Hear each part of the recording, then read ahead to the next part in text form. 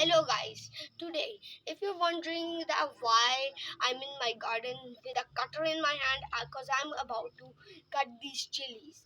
And guys, chilies are also very important, especially for the people who love spicy food.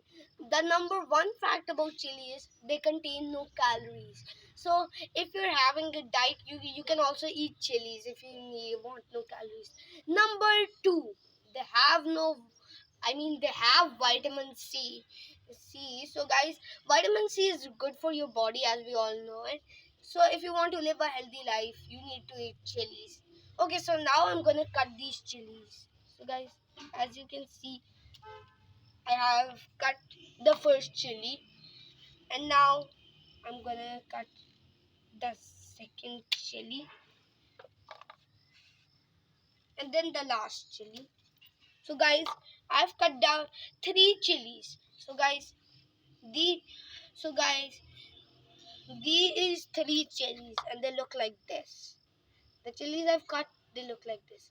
So guys, I hope you enjoyed today's video. Don't forget to like and subscribe. Bye guys.